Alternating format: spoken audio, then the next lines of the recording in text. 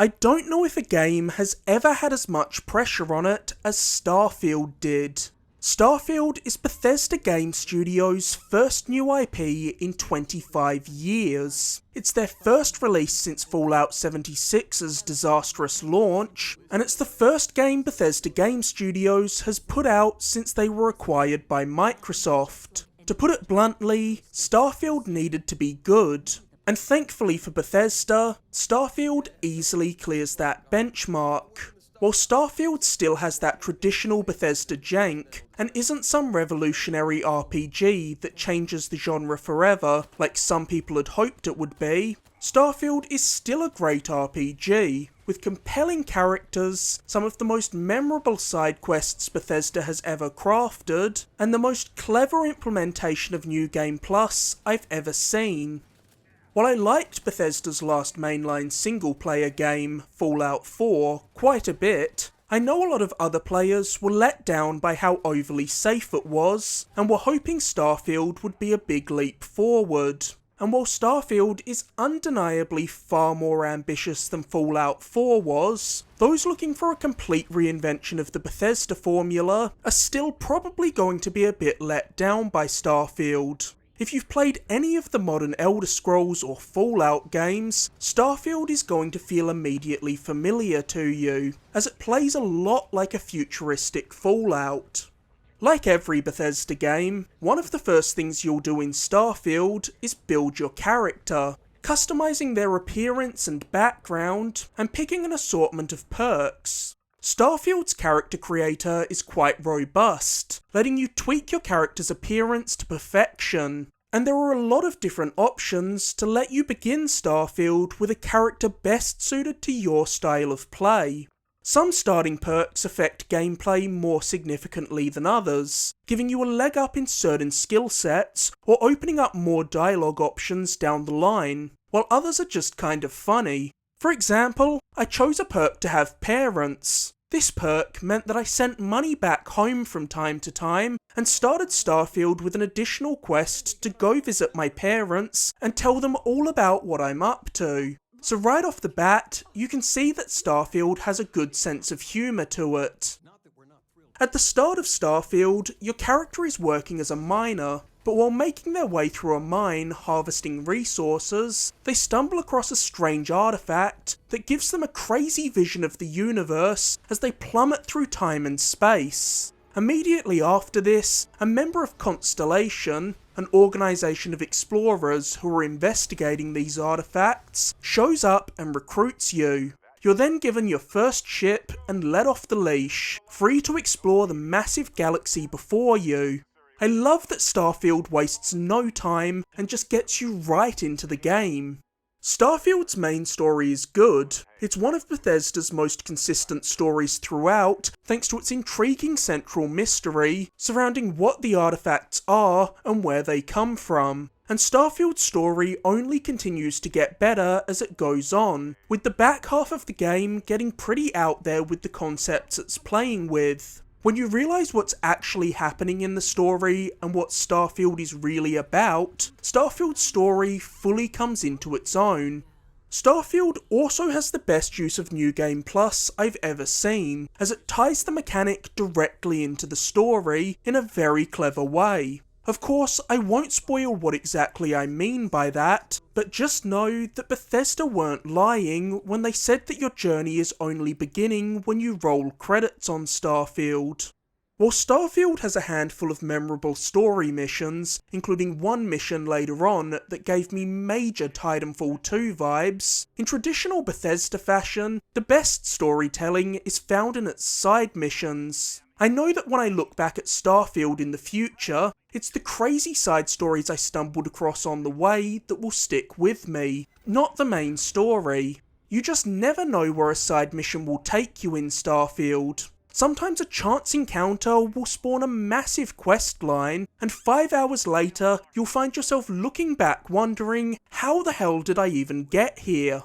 My favourite quest chain in Starfield was something I just happened upon while exploring one of Starfield's major cities, New Atlantis. As I was walking around, I walked past a job advertisement for an entry-level position in a tech company. I followed this thread and took the job, and within a couple of missions, I went from fetching coffee to sneaking into rival corporations' offices to sabotage them, and without spoiling anything, this quest chain even led to me getting a brand new ability I wouldn't have had otherwise. And there are so many other scenarios just like this. At one point, I was approaching a new planet when I picked up a strange signal coming from a ship orbiting the planet. After I boarded it, I learned that this is a generational ship that left Earth 200 years ago to colonize this planet, with several generations of families dedicating their entire lives to this mission. However, technology evolved around this ship without the people on board knowing, and by the time they arrived, the planet had already been purchased by a megacorporation.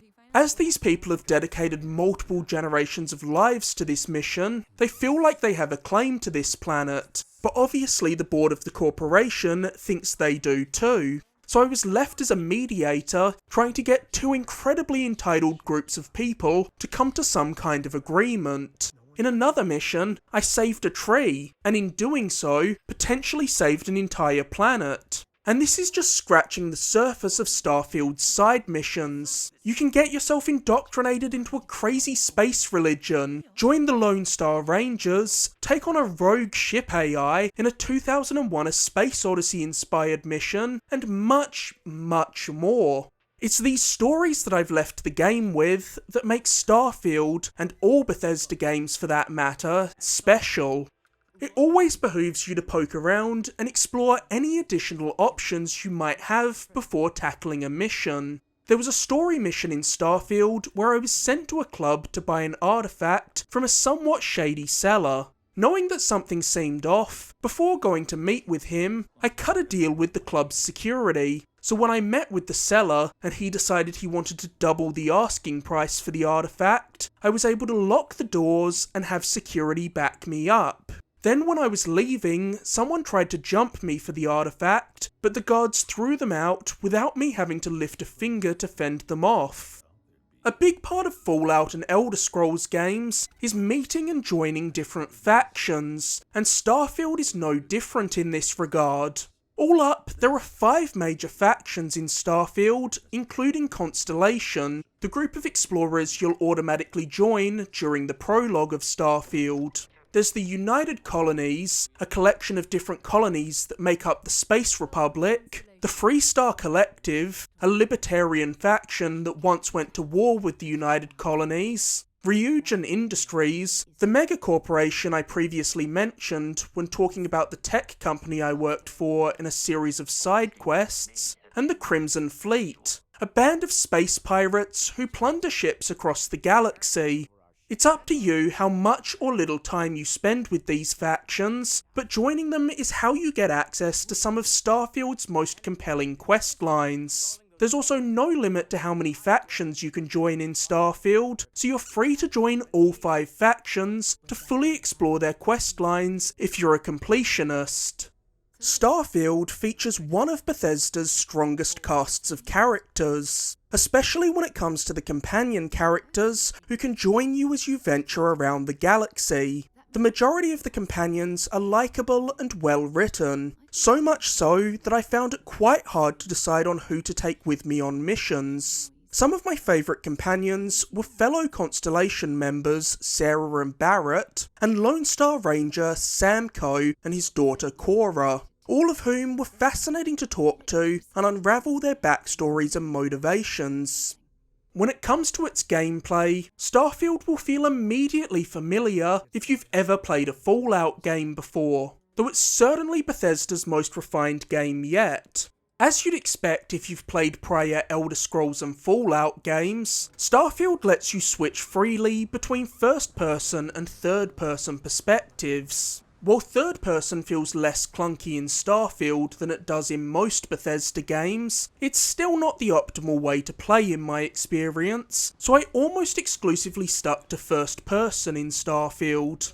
While it's no Doom, Starfield's gunplay and traversal are more than serviceable, and are certainly a notch above any of Bethesda's prior games. Shooting feels fittingly punchy, and additions like the jetpack boost and being able to mantle over barriers in the environments makes Starfield's moment-to-moment gameplay more frictionless than the Fallout games, even if I'd say something like Cyberpunk 2077 still outclasses Starfield in terms of gameplay.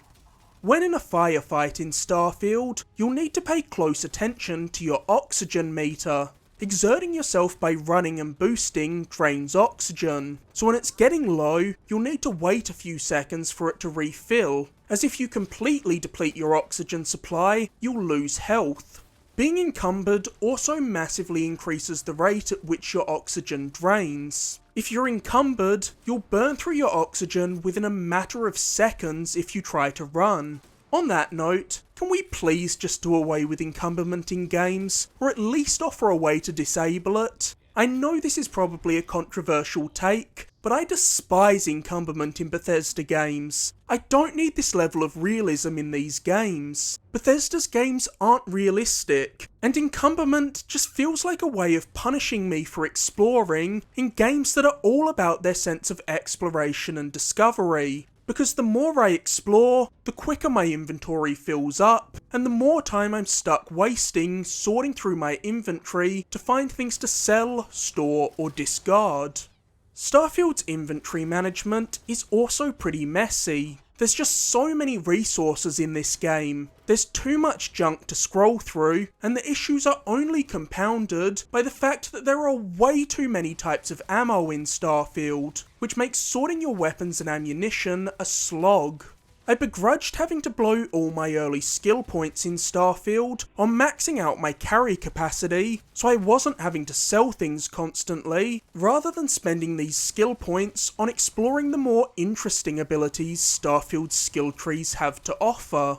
Thankfully, I was eventually able to explore some of Starfield's more exciting skills, including the persuasion skills, which are always my favourite skills to max out in a Bethesda game. There's nothing more satisfying than maxing out your persuasion and being able to talk your way out of a fight or convince a hostile NPC to just give you whatever item you need for a quest.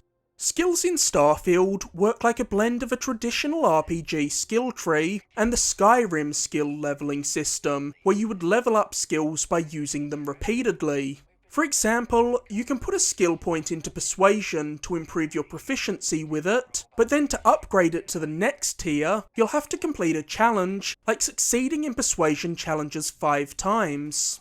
There are 5 distinct skill trees to explore in Starfield: Physical, Social, Combat, Science, and Tech. These skill trees offer a combined 82 skills that allow you to mould the perfect character for whatever style of play you desire. You can max out your fitness skill to increase your oxygen capacity. There are skills to improve your proficiency with all kinds of different weapons, skills that allow you to gain a greater understanding of your ship's innards, allowing you to push your ship's grav drive further and make larger jumps across the galaxy, and of course a lockpicking skill, because it wouldn't be a Bethesda game without a lockpicking minigame. Some of the trailers for Starfield teased the inclusion of some special powers you can utilise, but I won't spoil what these abilities are or how they work, as Bethesda clearly wanted to keep this hush-hush. I'll just say that they're pretty cool, and I had fun incorporating them into my moveset, but they didn't completely change the way I played Starfield by any means. As you'd expect, Starfield is very heavy on conversation and dialogue trees. Fully exhausting dialogue trees is a great way to get more context for the story and lore of Starfield, and it's neat that certain abilities, as well as the background you chose at the start of Starfield, will unlock more dialogue choices in conversations. However, I did find it a little strange that Bethesda chose to go back to a silent protagonist in Starfield after introducing voiced protagonists in Fallout 4. I get that some players like to put themselves into the character, and this allows them to feel more like they're embodying the character they're playing, and maybe it's because I don't try to make myself in games. In fact, I intentionally create a character that doesn't resemble me at all, as I want to roleplay a unique character. It's why I always tend to create female characters in RPGs. But to me, the lack of voice acting for the protagonist in Starfield feels anachronistic.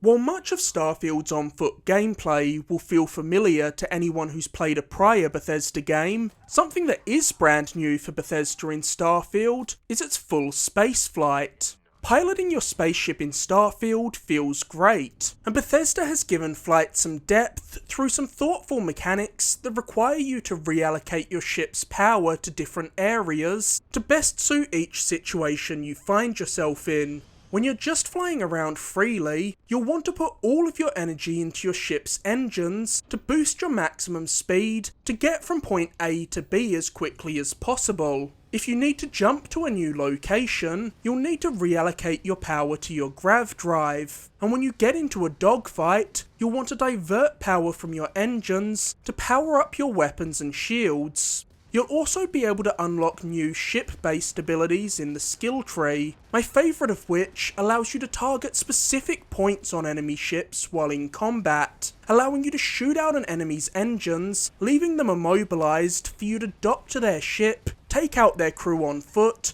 and take their plunder for your own. You're also free to customise your ship's appearance to your heart's content, and I've already seen countless videos and screenshots online of people making the Millennium Falcon and nearly every other fictional ship you can imagine. Bethesda made a lot of big promises with Starfield, offering up a galaxy featuring over 1,000 explorable planets. While I was worried this could be overwhelming, it's really not, as I didn't even touch the vast majority of the planets, which does lead me to one of my major gripes with Starfield. Of these 1,000 plus planets, you only really need to go to a few of them, as all the story content is confined to a handful of planets. The other planets are procedurally generated environments that you'll only go to if you want to farm resources, find and scan weird randomly generated flora and fauna, and build outposts, none of which is particularly interesting to me. Because of this, Starfield never feels like it truly delivers on the promise of exploration, as well as Bethesda Game Studios' prior games have. Starfield falls into the same traps as many games that utilise procedural generation. When I play Fallout, I want to explore every vault I stumble across, because I know there's going to be something worth seeing inside. The same can't be said about the planets of Starfield. You can visit 10 planets in Starfield and find nothing of note. This is the biggest pitfall of procedurally generated environments. The lack of human touch always shows, which makes locations feel soulless. I'm sure those who get heavily invested in the base building will find reasons to explore these planets, but building a settlement just isn't what I come to this kind of game for. But I guess that's the beauty of Bethesda games. Even though the base building doesn't interest me, it's there for those who do want to engage with it. And there's plenty of other content for someone like me who wants to get invested in the characters and story. The lack of curation is already a big detriment to exploring these planets, but a bigger deterrent is just how much time you have to waste getting to them. Travelling around in Starfield requires you to spend an awful lot of time in menus, selecting planets and landing zones. And then there are the loading screens when you jump to the planets that are nowhere near as quick as you'd hope. I think Starfield might have the most loading screens of any game I've played this generation, so it doesn't feel like Bethesda has managed to bring everything out of the Series X's SSD in the same way that other developers have. While its core gameplay loop is good, Starfield has some significant oversights in its core game design. The biggest of which is that none of the planets have local maps, so you have to memorise where to find stores you'll need to revisit, because there's very little in the way of signposting either. A lack of local maps is such a glaring oversight that I can't believe Starfield launched without them. I thought I must have just been missing them until I looked it up and found others' complaints about the issue. Bethesda games have never been known for their polish, with their games ranging from buggy like Fallout 3 to straight up broken like the PS3 version of Skyrim. And while it still has plenty of that traditional Bethesda jank, Starfield is far and away the most polished a Bethesda Game Studios game has been at launch. A couple of times I got stuck in loops of instant death because Starfield auto-saved a split second before a grenade detonated at my feet, forcing me to revert to an earlier save. But most of the other bugs I encountered were floating NPCs and characters awkwardly positioning themselves so they were facing away from the camera during cutscenes. Things that are immersion breaking, but certainly not game breaking.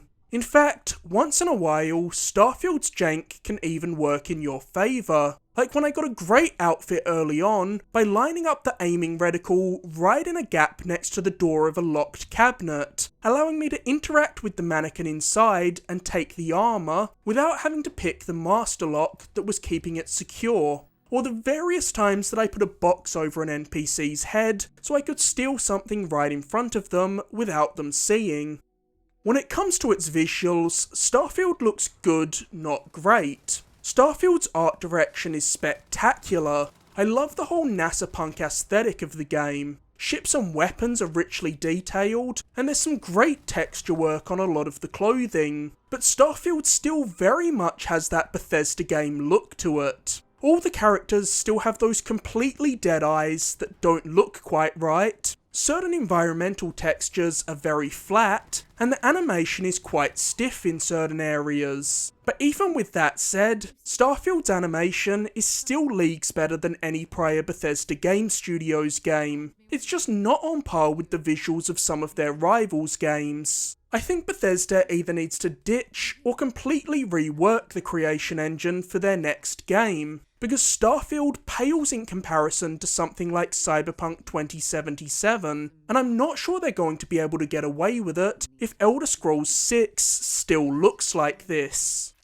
My biggest disappointment with Starfield is that the console version runs at 30 FPS. I'm so used to 60 FPS being the standard for PS5 and Series X games, so the frame rate did make Starfield feel dated when I first started playing it, and it took me a couple of hours to adjust. And even at a frame rate of 30 FPS, it's not a stable 30, and Starfield's frame rate dips well below that at points. Starfield gets especially framey on certain planets. It chugged just about every time I entered one of the major settlements, Aquila City. A major highlight of Starfield is its sublime soundtrack. You've more than likely heard Starfield's excellent main theme song in all the marketing material in the lead up to release, and the rest of the music contained within Starfield lives up to the benchmarks set by it. Starfield's soundtrack is beautiful and epic. You could almost imagine some of it playing during a Nolan movie. Back in 2015, Fallout 4 was hurt by its proximity to The Witcher 3, which was a much more impressive game on basically every level, which made Fallout 4 feel dated. Unfortunately, it feels like Bethesda has stumbled into the same problem again due to the massively positive reception to Baldur's Gate 3, which released just weeks before Starfield. It's unfortunate when a game that's good in its own right releases around an industry-defining title and has its public perception lowered because of that. It reminds me of what happened with both Horizon games, with Zero Dawn dropping around the same time as Breath of the Wild, and Forbidden West releasing a week before Elden Ring. In many ways, Starfield does just feel like Fallout in space, but is that necessarily a bad thing? No, Fallout kicks ass. While Starfield isn't going to go down as one of the greatest RPGs of all time due to some dated game design and choices that make exploration feel less rewarding than it should, it's still a great RPG. Starfield has the best moment-to-moment gameplay of any Bethesda game. Maxing out my persuasion skills and talking my way out of any situation I found myself in was as gratifying as ever, and Starfield's quests have that Bethesda special sauce that makes side missions feel every bit as, if not more consequential than main missions.